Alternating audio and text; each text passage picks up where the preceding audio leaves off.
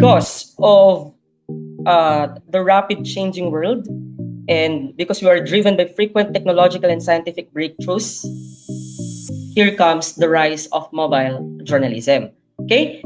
In fact, this is the biggest and most significant breakthrough of the 21st century, and it is because of the proliferation of the smartphone. While the first smartphones can be dated back as far as the early 1990s, it wasn't until Apple released the first iPhone in 2007 that they became a major part of our daily lives. Now, ang tanong, okay, over the years, what do you think were the added or improved upon features of the smartphone? Ano po ba yung mga naidagdag na mga features ng smartphone habang tumatakbo yung ating panahon? Alright? So guys, if you would say better cameras, faster internet connectivity, longer battery life,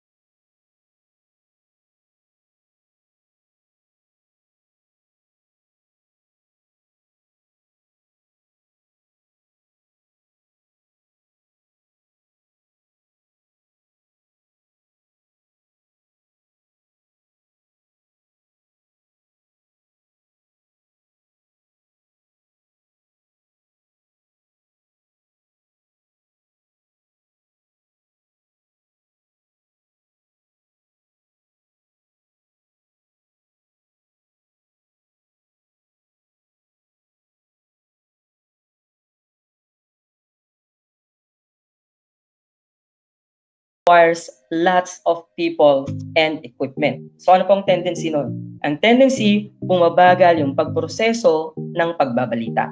Okay? So ano naman po ang kaibahan ngayon? Today, a journalist with a smartphone can tell a story from beginning to end, independently handling every step along the way, all on their own. Okay? That's because of the power of a mobile phone, and all of its tools are a huge part of what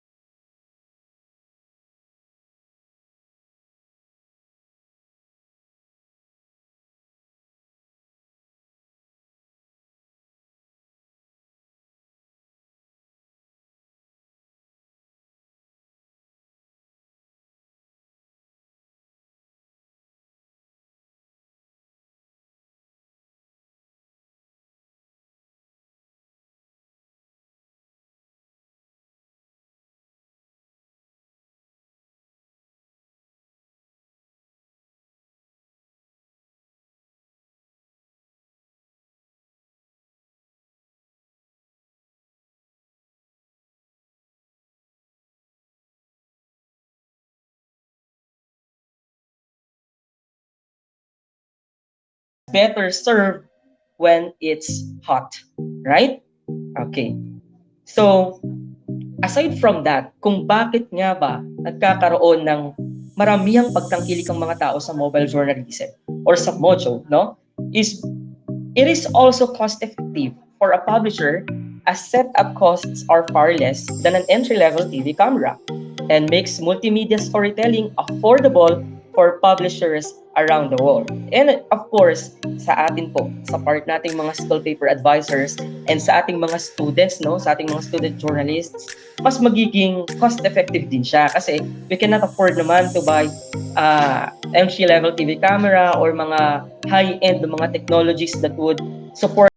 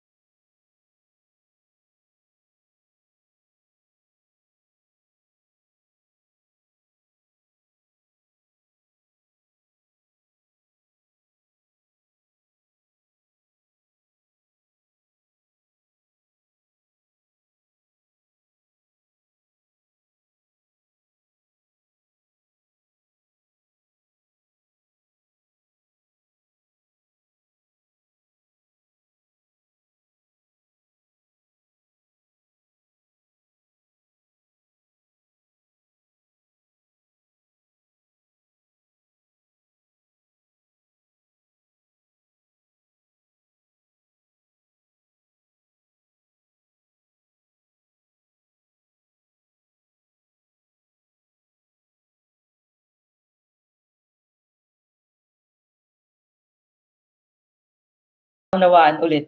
Personal experience na lang po, no? Dito sa Rizal National High School, our dear school paper advisors, nagkataon po na kami po ay na-interviewhan ng isang radio station. May pumunta po or may bumisita sa aming isang radio anchor, no? In respect dun po sa aming watch advocacy sa school. And in-interview po kami, gamit lang po yung kanyang cellphone, gamit lang po yung kanyang smartphone habang siya po ay live at nag-broadcast po at ini-air po yung kanilang radio station somewhere in Manila po. Okay, so that is another example of mobile journalism.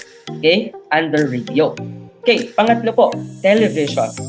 Alam natin to, television, under television, smartphones have become increasingly commonplace as a video recording device for television. So it's like, instead of using camera, yung mga high-end camera na ginagamit or intended talaga for TV, okay, ang ginagamit nung ilan ay cellphone. Yung iba nga, meron silang film na gamit lamang ang iPhone at nakitang napakaganda pa rin ng quality kahit hindi ganon ka-high-end or isang talagang intended for television show yung camera na ginamit. So that is an example of mobile journalism under television. Actually, some journalists like the BBC's Dogal Show, if you're familiar, film on a smartphone and edit on a desktop system like Final Cut Pro or Premiere Pro. So yung iba, they would be using their phone and then they will be using computer desktop or setup to edit their works. Others, what they do, kung ano yung ginamit nilang phone na pang shoot sa kanilang mga ni-scoop na mga balita, doon na rin po sila nag-e-edit. Alright? So, some newsrooms are predominantly Mojo, like NDTV in India.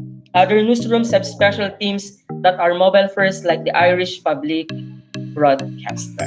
Okay, and lastly, okay, these are just some examples of mobile journalism, ano po, but not limited only on this four that I am mentioning. Pang-apat po yung tinatawag nating vertical storytelling. Very familiar tayo dito. Okay? The rise of vertical platforms like TikTok, alam po natin yan, di po ba? Instagram Reels and Stories, Facebook Stories, and Snapchat have created a demand for portrait, yung patayo, kaya tinatawag po siyang vertical storytelling. Okay? So, that can be produced and watched on smartphones. Examples include TikTok journalism by BBC reporter Sophia Smith-Galler and the Washington Post's Dave Jorgensen. Okay, in the context of the Philippines, if you're on TikTok, no, marami rin po kayong makikitang mga news anchor, diba? Na gumagamit ng TikTok as na ginagamit yung TikTok para maging platform nila in spreading news or relevant news na nangyayari sa ating paligid. Okay, like Jackie Manabat, at saka yung isa sa Rappler. In fact, lahat na ata ng mga TV station here in the Philippines, they also have their TikTok accounts and they use that to send scoop. Sometimes they educate people using this platform, which is under vertical storytelling. That is an example of mobile journalism under what I've mentioned. Okay? Ang question ngayon, bakit tayo mag-e-engage sa mobile journalism? Why mobile journalism? Okay? So ito po yung sagot dyan. The effects of mobile journalism reach beyond the realm of traditional journalists. Okay? Wag po nating i-associate as negative po masyado yung traditional journalism. Okay? It's okay po kasi that's our foundation, that's our background po. So that's our springboard also. Dinidifferentiate lang po natin siya so that we'll be able to answer our queries, yung mga gray areas sa ating mind, kung bakit merong mobile journalism and why do we have to put our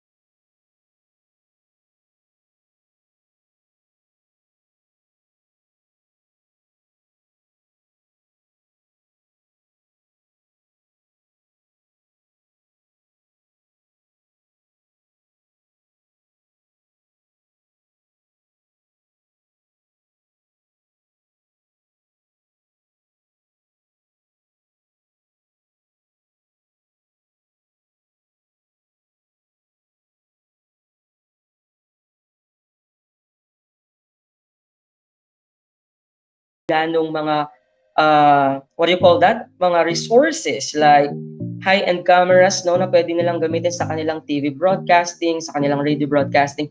We can use these cell phones, these smartphones in order for us to be trained. Okay, number 3, it is empowering. With all the newfound flexibility and mobility comes independence. Working on your own means you get the freedom to choose what story you want to tell. Okay? Your phone empowers you to control every aspect of your production, meaning you get the opportunity to make your voice heard. Alright? So you will be able to use this mobile journalism as a platform to raise awareness and to advocate something. Okay, next, it is discreet. Okay? Why discreet? Kasi reporting a story can mean having to go to places where you are not wanted. Okay? Minsan hindi tayo gusto ng ibang mga tao na nandoon or minsan hindi tayo invited na nandoon. But we can use this. Okay, as long as you consider also your safety and as long as you consider also the grounds, yung mga bagay na kumokontrol ang nag-rule over journalism. Oftentimes, a large camera and camera crew will have you trouble getting access to specific locations, diba? Events or venues. But you can take your mobile phone with you virtually anywhere you go. So, madali mo na lang siyang hawakan, bitbitin, dalhin ng hindi nalalaman ng iba. Alright? Okay, next, we have, it's friendlier. Another benefit of mobile journalism is that it's friendlier in the sense that big news cameras can be intimidating, di ba? Halimbawa, may i-intervene kang isang tao, hindi masyadong malakas yung loob or kumpiyansa sa sarili ng tao, tapos meron kang daladalang malaking camera or meron kang daladalang camera, sabihin na natin, nakaka-intimidate yon on the part of our interviewee. So, pag meron kang phone, smartphone, you can use that because it